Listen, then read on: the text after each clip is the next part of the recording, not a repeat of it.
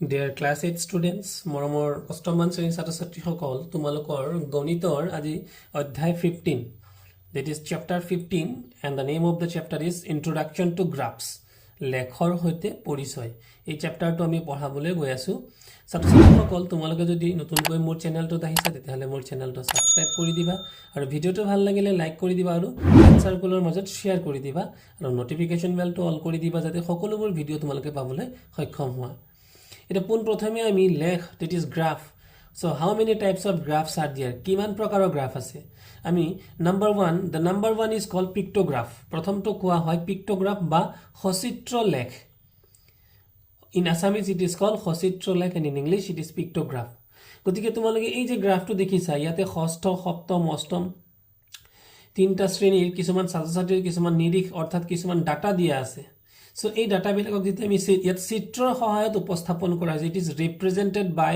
diagrams or represented by some pictures so this is called pictograph ধৰি লোৱা ইয়াতে ষষ্ঠম মান শ্ৰেণীত এই যে এটা মানুহৰ ছবি আছে এই এটা মানুহে কেইজন বুজাইছে 10 জন বুজাইছে গতিকে এইটো হৈছে 2019 চনৰ এটা ডাটা গতিকে ইয়াত প্ৰশ্ন সুধিছে যে ষষ্ঠ শ্ৰেণীত মুঠ 60 জন ছাত্ৰ-ছাত্ৰী আছে আমি ইয়াতে আসলতে ইয়াৰ পৰা ডাটা বিলাকৰ পৰা লৈছো যে 60 জন কেনেকে 10 জন কে যদি হয় 10 1 2 3 4 5 6 10 10 6 যা 60 সপ্তম শ্ৰেণীত 40 এনে ধৰণে এতিয়া কথাটো হৈছে এই যে চিত্ৰ বা প্ৰতীক ব্যৱহাৰ কৰি তথ্যৰ উপস্থাপন হৈছে এটুকে কোৱা হয় সচিত্ৰ লেখ in Assamese and in English pictograph গতিকে ছাত্ৰ-ছাত্ৰীসকল মনত ৰাখিবা লেখৰ ভিতৰত in the parts of graph that the first one is pictograph বা প্ৰথমটো হৈছে সচিত্ৰ লেখ now the second one দ্বিতীয়টো হৈছে দ্বন্দ্ব লেখ মানে bar graph so you are watching the picture so there is a graph actually this is y axis and this is x axis এইটো হৈছে x অক্ষ আৰু ইফালে হৈছে y অক্ষ and some bars are drawn here কিছুমান bar draw কৰা হৈছে আৰু কালাৰ কৰা হৈছে হয়নে বাৰু so এনেকুৱা ধৰণৰ যদি গ্ৰাফ থাকে তাকে কি বুলি কোৱা হ'ব দ্বন্দ্ব লেখ গতিকে ইয়াৰ পৰা আমি চাব পাৰো যে লেখটোত কি দেখিলা বাৰু what you have seen in the graph so ox অনুভূমিক in English it is called horizontal so this is x graph this is called অনুভূমিক এনেকে ভাবে টানাটোকে কোৱা হ'ব অনুভূমিক বা horizontal আৰু oy এনেকে ওপৰলৈ টানাটো হ'ব vertical বা উলম্ব ৰেখা দুডাল আঁকি লৈ দুইডাল ৰেখা তথ্যখিনি দুটা দিশত in a x direction এটা হ'ব y direction প্ৰাপ্ত নম্বৰ বহুৱাবৰ বাবে নিৰ্দিষ্ট কৰি লোৱা হৈছে হেইদৰে similarly ox and oy ৰেখা দুডালত কিছুমান দাগ সমদূৰত্ব দি লোৱা হৈছে some marks are given in an equal distance সমান দূৰত্বত কিছুমান দাগ দিয়া হৈছে ox আৰু oy Rekha these are the marks so 0 to 10 মানে how many marks are there 2 marks দুটা মার্ক আছে 10 ৰ পৰা 20 দুটা মার্ক আছে মানে per mark is equal to 5 কে আমি ধৰিছো 5 then 5 plus 5 10 plus 5 15 plus 5 20 গতিকে in this direction it is called প্ৰাপ্ত number gathered number is shown and in this direction that is in the x axis direction it is বিষয়সমূহ means the subjects are shown তথ্যৰ মানবোৰ বহুৱাব পৰাকৈ দাগ দিয়া ঘৰবোৰ নিৰ্দিষ্ট ধৰি লোৱা হয় ইয়াকে একক বা in English unit বুলি কোৱা হয় so these are the units 0 to 5 5 to 10 these are called the unit আৰু আয়তাকৃতিৰ দ্বন্দ্ববোৰৰ প্ৰস্থবোৰ সমান and the you are watching the colorful bars are there green red blue yellow এইবিলাক bar বিলাক দিয়া আছে আৰু প্ৰতিটো বাৰৰে তোমালোকে এটা বস্তু চোৱা যে দীঘলটো বেলেগ কিন্তু প্ৰস্থটো the breadths are same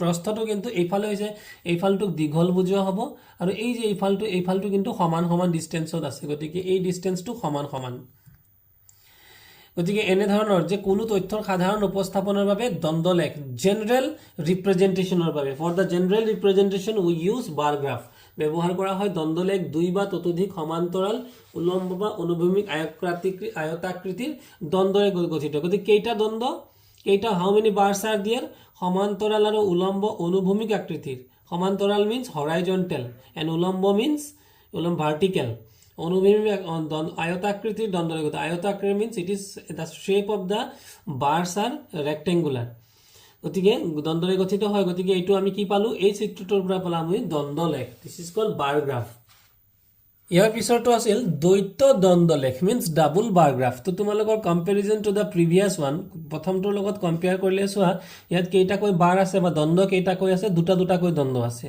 দেখি পাইছা সো ইয়াতে আমি লেখটো পৰ্যবেক্ষণ কৰি কি দেখিলো যে OX অনুভূমিক ৰেখাত বিভিন্ন বিষয়সমূহ OY উলম্ব ৰেখাত বিষয়সমূহত লাভ কৰা নম্বৰসমূহ উপস্থাপন কৰা হৈছে এটো this one is called OX this is called horizontal bar and horizontal axis আর এই ফালৰটো কোৱা হ'ব ভাৰ্টিকেল এক্সিস প্ৰাপ্ত নম্বৰটো ভাৰ্টিকেল এক্সিসত আছে অৰ্থাৎ উলম্বভাৱে আছে হৰাইজন্টালত কি আছে বিষয়সমূহ আছে আৰু ভাৰ্টিকেলত কি আছে প্ৰাপ্ত নম্বৰসমূহ আছে তো এতিয়া তাৰ পিছত চোৱা দুইটা বৰ্ষৰ নম্বৰ বুজাবলৈ দ্বন্দ্ববোৰত একে ৰং ব্যৱহাৰ কৰা হৈছে নে নো the two so duita borkho means 2 years are there one is 2018 another is 2019 so for 2018 it is red color and for 2019 it is blue color so in you have to remember that in double bar graph you have to use two colors okay so এনেদৰে দুটা তথ্য একেলগে উপস্থাপন কৰাৰ বাবে এই ধৰণৰ লৈখিক দ্বৈত দ্বন্দ্ব লেখ means লৈখিক means pictorial written দ্বৈত দ্বন্দ্ব লেখ ডাবল বার গ্রাফ মানে ইউজ করা হয় we use double bar graph or you have to this type of graphs bar graphs are called double bar third one is called stambha lekh in Assamese it is called stambha lekh but in English it is called histogram English ot koa hoy so you notice here it is written as histogram and stambha lekh the histogram mane ki you have to see the table ei table tule mon kora তো বয়সৰ বিভাজন আৰু সংখ্যা হিয়াৰ the class ইন্টাৰভেলস R given ইয়াক শ্ৰেণী বিভাজন বুলি কয় শ্ৰেণী বিভাজন কিমানৰ পৰা আৰম্ভ হৈছে 25 ৰ পৰা 30 30 ৰ পৰা 35 what is the starting point to কিমান আছে 25 and what is the ending point 6 but in our picture you see you have written here 0 প্ৰথমতে আমি কিমান দিছো 0 কিন্তু আৰম্ভ হৈছে 25 ৰ পৰা আৰম্ভ হ'ল মানে from 0 to 25 there is no data কোনো ডাটাই নাই গতিকে 0 ৰ পৰা 25 ৰ জায়গা কোন তোমালোকে চোৱা জিগজেগ মানে এনেকে দি পেলাই ইয়াত কৰি দেখুৱা হৈছে মানে ইকনত একো নাই এই নাই বুজাবলৈ এই জায়গাটো এটাটো আসলে চোৱা 25 ৰ পৰা যদি আমি চাও 25 ৰ পৰা 45 কিমান হ'ব তো 30 35 40 45 কিমান হ'ল 20 সো 20 ডিসটেন্সটো কিমান ইয়াৰ পৰা ইয়ালৈকে 20 ডিসটেন্স হৈছে ইয়াৰ পৰা 25 ৰ পৰা 45 ৰ ডিসটেন্সটো কিমান what is the distance 20 so 20 means দিমানখিনি জায়গা লাগি গৈছে this type of this area is covered for 20 only but here 0 to 25 গতিকে 0 পৰা 25 হল তো বহুত জায়গা খাব লাগিছিল but there is no data আমাৰ ইয়াতে কো ডাটাই দিয়া নাই 25 ৰ পৰা হে আমাৰ ডাটাটো আৰম্ভ হৈছে গতিকে বাকিখিনি জায়গা the remaining area we have to mark it as zigzag আমি এনেকে zigzag দি পেলাই বুজাব লাগিব যে এইখন জায়গাত একো নাই there is nothing in this area so we have used as zigzag তোমালোকে দেখিছা 0 পৰা 25 ৰ ভিতৰত অকমান জায়গা এনেকে zigzag কৰি দিছে okay so গতিকে আমি যেটা স্তম্ভ লেখ অর্থাৎ whenever we use histogram in that case we have to see that from what is the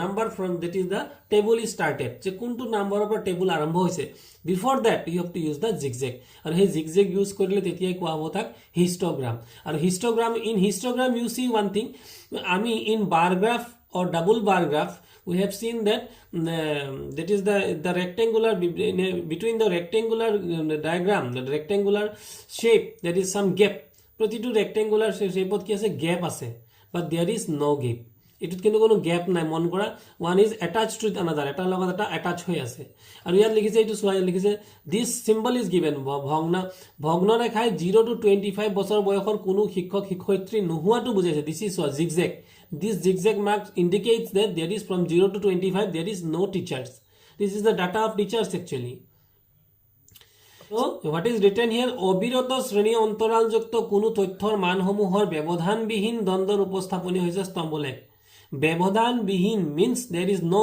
gap ইয়াত সোয়া গ্যাপ নাই কিন্তু এই গ্যাপ নোহোৱা কাৰণে এনেকুৱা বিলাককৈ কোৱা হ'ব কি স্তম্ভলেখ and শ্রেণী অবিরত শ্রেণী অন্তরালযুক্ত অবিরত means what 25 to 30 30 to 35 30 so again and again 25 to 30 অবিরত means there is অবিরত means continuous what is continuous means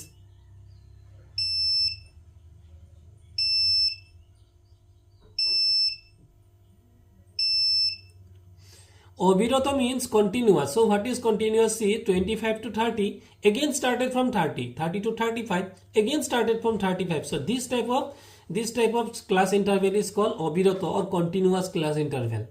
So in case of histogram you have to use this type of class interval. লেখে আতৰৰ পৰা দেখিবলৈ স্তম্ভ এটাৰ দৰে হোৱাৰ বাবে ইয়াক স্তম্ভ লেখ বোলা হয়. It is looks like as histogram. Next one is rekha lekh, that is line graph. For this chapter we will get various type of problems to solve, and where different types of graphs we will instructed us to solve. আমাক solve কৰিব কাৰণে বিভিন্ন ধৰণৰ graph দিব আৰু তাক instruction দিব যে আমি তাক সলভ কৰিব লাগে. গতিকে এটা লাইন গ্ৰাফ মানে কি? সো নিৰ্দিষ্ট সময়ৰ মূৰে মূৰে তথ্যৰ পৰিৱৰ্তন সহজে বুজাবলৈ ৰেখা লেখৰ ব্যৱহাৰ কৰা হয়. ইনে নিৰ্দিষ্ট সময়ৰ particular different time interval, if there changes happen then it can be shown by the line graph. লেখ কাগজত এটা অক্ষৰ সময় আৰু আন্ত অক্ষৰ অনুৰূপ তথ্যৰ চিহ্নবোৰ একাধিক্ৰমে ৰেখাৰে সংলগ্ন কৰি ৰেখা লেখ পাব পাৰি. So see there the points are given. This is a point, this is a point, this is a point. All the points are given. Here no bar or no দ্বন্দ্ব is written here. কোনো দ্বন্দ্ব ইয়াত বা কোনো বার ইয়াত আঁকা হোৱা নাই. Only line is used. So এইটো এটা পইণ্ট আছে, এই পইণ্টৰ পৰা এই পইণ্টলৈ হাতেৰে বা স্কেলেৰে এনেকৈ আমি আঁকি দিছোঁ. গতিকে this is called line graph. This type of problem also given.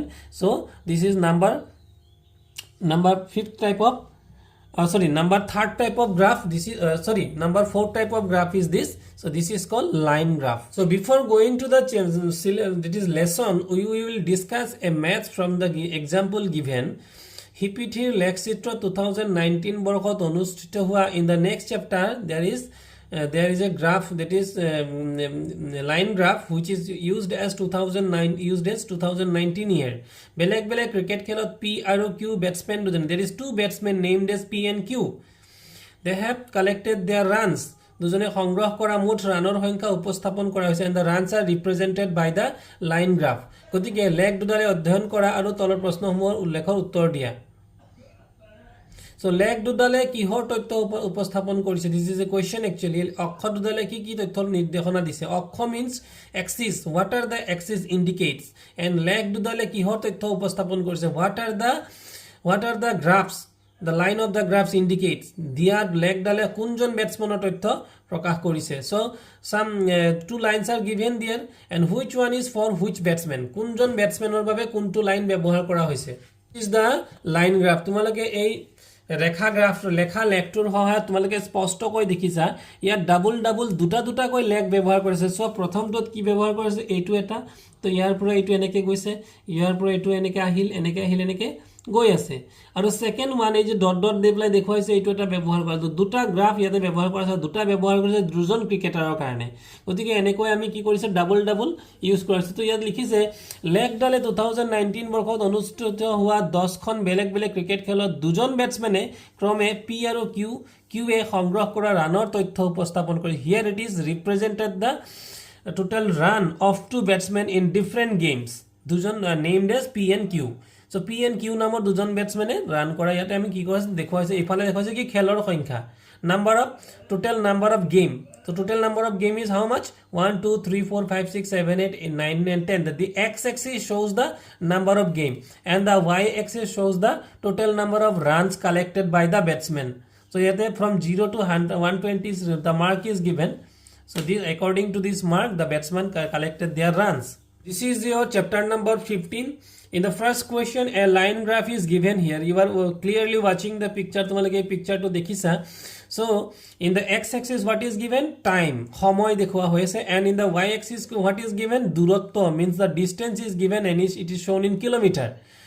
So এখন গাড়ী লখিমপুৰৰ পৰা গুৱাহাটীলৈ গৈছিল. There is a vehicle which is moving from Lakhimpur to Guwahati. তলৰ চিত্ৰত দূৰত্ব আৰু সময় ৰেখা লেখ এডাল দেখুৱা হৈছে. There is in the following picture a distance and time graph is showing here. লেখডাল অধ্যয়ন কৰা আৰু তলৰ প্ৰশ্নবোৰ উত্তৰ দিয়া. Give the answers of the following questions. অক্ষ দুডালে কি তথ্য নিৰ্দেশ কৰিছে? So what are the two axes indicates? গাড়ীখনে মুঠতে কিমান সময়ত কিমান দূৰত্ব অতিক্ৰম কৰিলে? In total how much time and how much distance the vehicle have covered? কোনখিনি সময়ত গাড়ীখনৰ বেগ বেছি আছিল? At what time the vehicle have the maximum speed? গাড়ীখনে বাটত ৰৈছিল নে? The bus have stopped at the road or not? যদি ৰৈছিল, if it have stopped then কিমান সময়, for how much time it have stopped? কোনখিনি সময়ত গাড়ীখনৰ বেগ সমান আছিল? চ' we are clearly watching here that this is the from the line graph that this distance is equal. So এই গ্রাফটো তোমালোকে দেখিছা যে এই দুটা হেৰি সমান হৈ আছে. So ইয়াৰ পৰা we may say that these two in these two duration the পইণ্টৰ বাবে বাছৰ মানে স্পীডটো সমান আছে. গতিকে এতিয়া আমি ইয়াৰ উত্তৰবোৰ আলোচনা কৰোঁ. চিত্ৰৰ পৰা দেখা যায় যে from the diagram we can see that x অক্ষডালে সময়, this is the x axis shows the time, আৰু y অক্ষডালে অতিক্ৰম কৰা দূৰত্বৰ তথ্যক নিৰ্দেশ কৰিছে. This is the first answer. গাড়ীখনে 7 am, this is you see 7 am or পৰা 3 pm লৈ. So through where is the 3 pm up to the last time is shown as 3 pm. গতিকে 3 pm লৈ মুঠতে 8 ঘণ্টা যায়. What is the total time? Total time is how much time? The 7 to 3 you have to count 1 2 3 4 5 6 7 8. Total time is 8 hours. আৰু মুঠ দূৰত্ব হয় 375 kilometre, and the total distance is you have to see from the diagram. So from the diagram you see, we can see from the diagram that from it is 0 to 350. Then above the 350 it is gone, so in between there 400 and 350. But because 50 পৰা 400 লৈ কিমান distance হ'ব? The total distance is what? See, is total units are what? 0 to 50, 50 to 100, 100 to 150 means all one unit is 50 unit. এটা ঘর কিমান কই ধরা হইছে 50 কই ধরা হইছে, means 350 to 400, then it is how much? It will ইয়াৰ পৰা ইয়ালৈকে কিমান হ'ব 50. Okay, 350 পৰা 400 লৈ কিমান হৈ যাব 50. But in our according to our diagram to le মন কৰা diagram to 400 আৰু 350 ৰ মাজতে, it is the diagram, the last point lies between 400 and 350. So what is the point between 400 and 350? 350 আৰু 400 মাজৰ পইণ্টটো কি হ'ব? হ'ব 375. So total distance covered is 0 to 375. তাৰপিছত আছিল 3 নম্বৰ প্ৰশ্নটো, দুপৰীয়া 12 বজাৰ পৰা 1 pm লৈ, দুপৰীয়া 12 বজাৰ পৰা 1 pm লৈ মানে 1 বজালৈ. তো where is the time given? এটা pm লৈ ৰেখাডালৰ অৱস্থানৰ পৰা বুজা যায় যে সেই সময়ত গাড়ীখনৰ বেগ বেছি আছিল. You can see this is the, so from the graph we can clear that, see this is what is the vertical angle.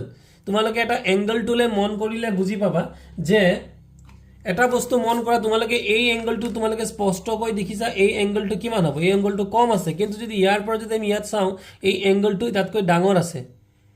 এইটো এংগল তলৰ এংগলটোতকৈ ওপৰৰ এংগলটো ডাঙৰ. গতিকে তাৰ মানে আমি বুজিছো যে এই যে ইয়াত থিয়কে আছে, it is vertically lies there.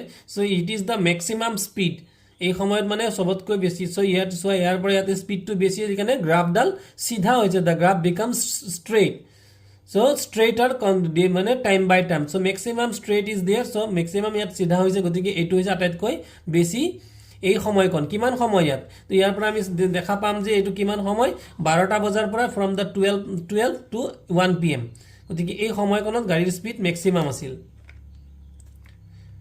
তাৰপিছত আছিলে ৰেখাচিত্ৰৰ পৰা দেখা যায় যে 11 am ৰ পৰা 12 বজালৈ মধ্যাহ্ন সময়খিনিত গাড়ীখন 1 ঘণ্টাৰ বাবে ৰৈছিল. From 11 to 12.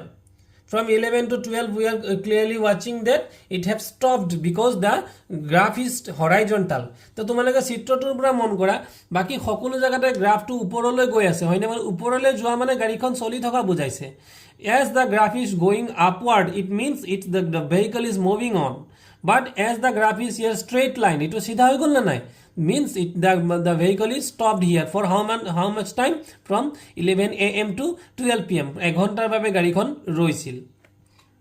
So we have written here that from 11 am to 12 বজালৈ, অৰ্থাৎ 12 pm মধ্যাহ্ন সময়খিনিত গাড়ীখন 1 ঘণ্টাৰ বাবে ৰৈছিল. And the next question, লেখৰ পৰা দুটা সময়ত গাড়ীখনৰ বেগ বেছি দেখা যায়. In the two time the vehicle have speed is more, 7 pm or 11 pm. From the graph you see from 7 to 11 ekdom continuously the speed of the vehicle raise continuously, ekdom continuously bari goi ase. Tolke picture to chale mon kora je 7 tar pora 11 tole to 11 pm to 11 tole so speed to pura bahi goi ase. Ako ifale kiman ketia bahise 12 বজাৰ পৰা মানে 1 বজালৈকে. স্পিডটো continuously বাঢ়ি গৈছে তাৰ পিছত কিন্তু continue অলপ কমি গৈছে ইয়াৰ পৰা অলপ কমিলে এটো সিধা আসলে গ্ৰাফটো যদি এনেকে সিধা গুছি যোৱা হলে মানে কি স্পিডটো বাঢ়ি থাকিলেহেঁতেন কিন্তু এনেকে it have not gone like this way so এটো কমি গল ইয়াৰ পৰা আকৌ যাব লাগিছিল কেনেকে এনেকে যাব লাগিছিল কিন্তু এনেকে যোৱা নাই এটো আকৌ কমি গল মানে এটো স্পিডটো কমি গৈছে গতিকে ম্যাক্সিমাম স্পিড কেতিয়া হৈছে from 7 am to 11 am and from 12 am to 1 pm আর দুই নম্বর কোয়েশ্চনটো আছিল যে এটা some a line graph is given in the number 2 question আর প্রশ্ন হইছে লেখডালে কি তথ্যৰ উপস্থাপন কৰিছে what are the data it have represented y অক্ষয় কি তথ্যৰ নিৰ্দেশ কৰিছে and what the y axis shows or y axis indicates কোন মাহত বেছি ইউনিট বিদ্যুৎ খৰচ হৈছিল in which month the unit electricity bill unit is maximum আটাইতকৈ কম ইউনিট বিদ্যুৎ খৰচ হোৱা মাহ কোনটো so in which month the expenditure is less as current bill or unit of current সমান ইউনিট বিদ্যুৎ খৰচ হোৱা মাহ কেইটা কোনটো কিটা so in which are the months at the electric bill is same so আমি ইয়াৰ এনসাৰ বিলা কৰিবলৈ গৈ ইয়াতে এটা পিকচাৰ দেখা পাইছে এটো 2 নম্বৰ লাইন গ্ৰাফৰ এটা picture the picture is a so in the x axis it shows the April May June July it is a month okay some months are given and in the y axis ত কি দিয়া হৈ আছে y axis ত দিয়া হৈ আছে the unit বিলাক দিয়া হৈছে লাইটৰ বিলৰ ইউনিট কিমান ইউনিট হল টোটাল 240 লৈকে শো কৰিছে so up to 240 it have shown here so according to the question the first answer is এখন গৃহস্থৰ যোৱা সমাহৰ বিদ্যুতৰ বিল অৰ্থাৎ May June July August September মাহত খৰচ হোৱা বিদ্যুতৰ ইউনিটৰ তথ্য প্ৰকাশ so the graph have represented the expenditure of line bill that is the unit of bill in the last 6 months that is the months are May June July August and September okay sorry April from April is there from April to May that is April to May it is May month June month July August and September total 5 months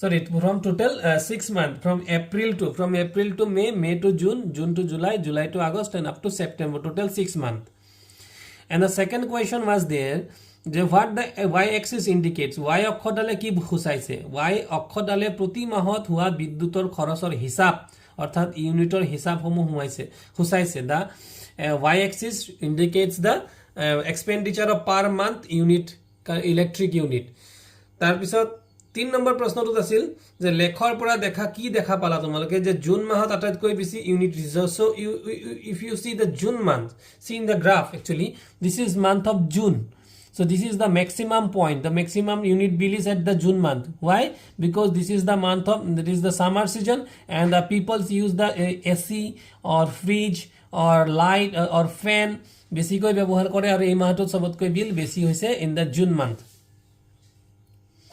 লেখৰ পৰা দেখা যায় সেপ্টেম্বৰ মাহত খৰচ হোৱা unit 60 গতিকে সেপ্টেম্বৰত খৰচ আটাইতকৈ কম and the minimum unit that is expenditure of minimum unit is 60 you see from the graph we can this is the point actually এইটো পইণ্ট হয় আৰু আমি যদি ভালকৈ মন কৰো তেতিয়ালে ইয়াত সিধাকৈ সোৱাইটো হৈছে কিমান 60 গতিকে দেখা গল যে সবতকৈ কম বিল the minimum bill was at September month of September last question was they have asked that which are the 2 months that the line bill are same so সমান বিদ্যুৎ খৰচ হোৱা মাহ দুটা এপ্ৰিল আৰু September so in April month you see April আৰু সেপ্টেম্বৰ দুই মাহত বিদ্যুৎৰ খৰচৰ unit hall 150 so if you see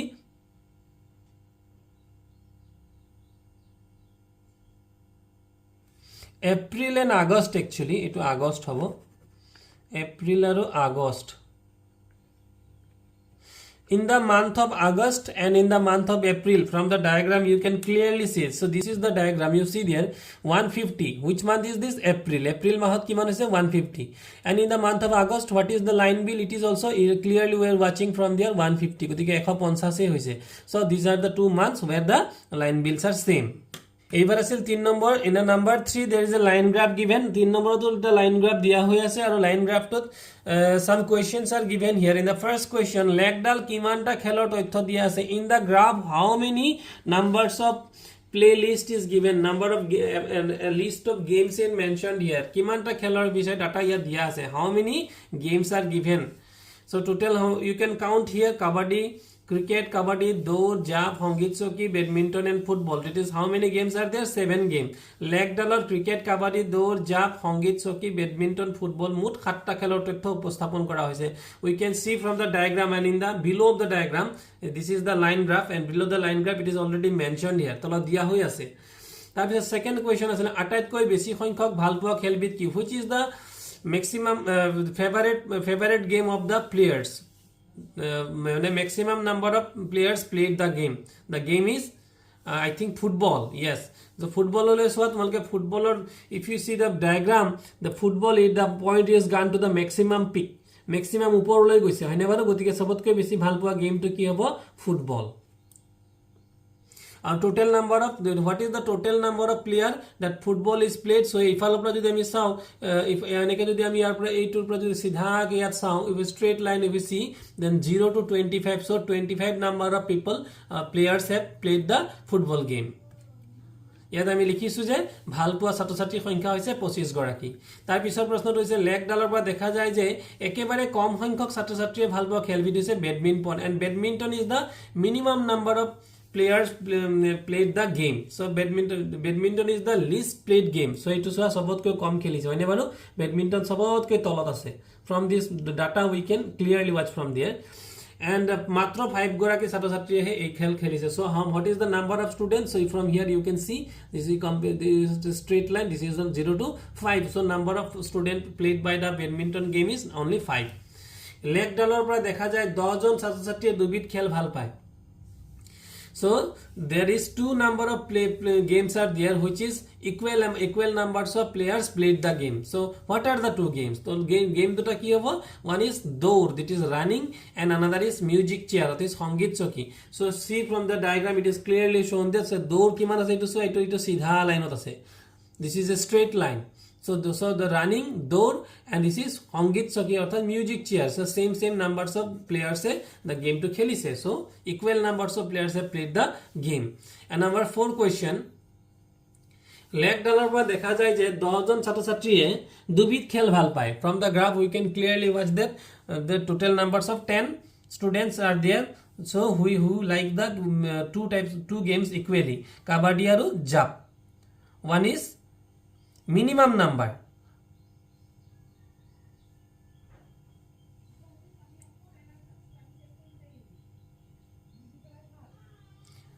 number 4 question actually সমান সংখ্যক ছাত্ৰছাত্ৰী ভালপোৱা খেল কেইবিধ কি so equal numbers of students have liked the game so these are actually minimum হ'ব লাগিব প্ৰশ্নটো অকমান খেলিমেলি কে দিছে there is some confusion in the question so minimum number of player plays the same number of same game then it will be kabaddi and jumping so kabaddi তোমালোকে মন কৰা kabaddi আৰু এটো kabaddi লসোৱা আৰু ইফালে জপি হোৱা জাপটো লসোৱা এই দুটাও কিন্তু স্ট্ৰেইট লাইনত আছে ওপৰৰ দুটাও স্ট্ৰেইট লাইনত আছে বাট ওপৰৰ দুটা হ'ব maximum number of game which is played by equal numbers of players সমান সংখ্যক খেলুৱৈ খলা maximum সৰ্বোচ্চ মানে সংখ্যক খেল দুটা কি আৰু এটো হৈছে মিনিমাম মানে কম সংখ্যক খেলা মানে প্লেয়াৰসে সমান খেলা খেল দুটা কি তো কমৰ ক্ষেত্ৰত এটো স্ট্ৰেইট লাইনত আছে আৰু ওপৰৰ ক্ষেত্ৰত এটো বেছিৰ ক্ষেত্ৰত স্ট্ৰেইট লাইনত আছে আমাক আসলে কোৱেশ্চনটো দব লাগিছিল সমান সংখ্যক কম ছাত্ৰছাত্ৰীয়ে ভালপোৱা খেল কেইবিধ কি প্ৰশ্নটো অকমান খেলিমেলিকে দিছে এটো এই দুটা হ'ব লাগিছিল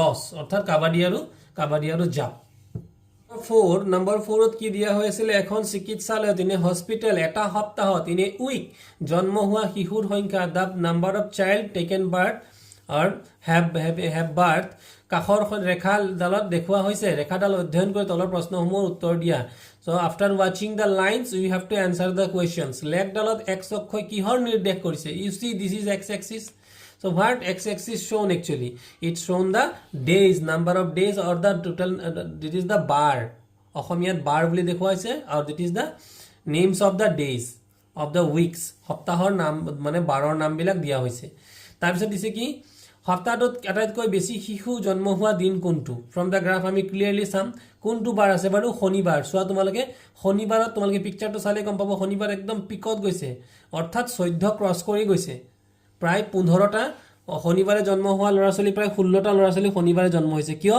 এটা এটা ঘৰত আমি কিমান ধৰিছো 0 to 2 গতিকে 14 ৰ পৰা ওপৰলৈ গুচি গৈছে গতিকে এটো হ'ব প্ৰায় 16টা ল'ৰা ছোৱালী সেইদিনাখন জন্ম হৈছে in Saturday total number of babies which have birth is total 16 কোনটো বাৰত আটাইতকৈ কম শিশুক জন্ম দিয়া হৈছিল this is the word the Thursday in Thursday how many childs are have given birth that is 2 then it is 2 ৰ পৰা কিমান হ'ব 0 to 2 and 2 to 3 number 3 it will be 3 only মুঠতে কিমানটা শিশুৰ জন্ম হৈছিল the total number of child in the we have to actually calculate this one তো আমি let's see how to we have to calculate this is the answers actually lekhor hoyat x অক্ষয় অনুভূমিক অক্ষ মানে horizontal line সপ্তাহত শিশু জন্ম হোৱা বাবে জন্ম হোৱা বাৰ সমূহ সূচাইছে it shows the days of the week actually it indicates লেখৰ পৰা দেখা যায় সপ্তাহটোৰ ভিতৰত আটাইতকৈ বেছি শিশু জন্ম হোৱা বাৰটো হ'ল শনিবাৰ এই বাৰটোত 15 গৰাকী not actually 15 it will be actually yes it is 15 only from the graph we can see it is 15 তাৰপিছত নম্বৰ 3 লেখৰ পৰা দেখা যায় সপ্তাহটোৰ ভিতৰত আটাইতকৈ কম শিশু জন্ম হোৱা বাৰটো হ'ল বৃহস্পতিবাৰ এই বাৰটোত 3 গৰাকী শিশুৰ জন্ম হয় yes minimum number of child birth day is the Thursday and only 3 child have born in this day so তাৰ পৰা আমি এটা কি লিখিম লেখৰ পৰা সপ্তাহটোত জন্ম হোৱা মুঠ শিশুৰ সংখ্যা 60টা so this is the graph so in the graph you can clearly see 0 to 2 means 1 square unit is 1 square unit is how much 1 only so 1 2 মানে এটা এটা ঘৰ ধৰা হৈছে গতিকে 14 then it is crossed it is not 16 actually it is 15 only 15 হ'ব আৰু দ্বিতীয় কথাটো হৈছে কি total number আমি উলিয়াব লাগে গতিকে আমি সোমবাৰে in the Monday what is the number of baby it is 10 so we have written 10 so মঙ্গলবাৰে কিমান আছে মঙ্গলবাৰে it is 7 বুধবাৰে কিমান আছে 12 বৃহস্পতিবাৰে কিমান আছে it is 3 only শুক্ৰবাৰে কিমান আছে it is 8 only and শনিবাৰে আছিল total 15 and দেওবাৰে আছিল in the Sunday it was total 5 so what is the total number of baby born we can calculate from here so এটা আমি লিখি ললো লিখি লৈ পেলাই আমি কি কৰিছো ইয়াতে আমি ক্যালকুলেট কৰিম গতিকে যোগ কৰি দিলে কিমান বেবি হ'ব 60 গতিকে dear student this is your chapter 15.1 about the graph chapter and after this we will discuss 15.2 so যদি তোমালোকৰ ভিডিওটো ভাল লাগে তোমালোকে প্লিজ তোমালোকে বন্ধুবৰ্গৰ মাজত নিশ্চয় শেয়াৰ কৰি দিবা thank you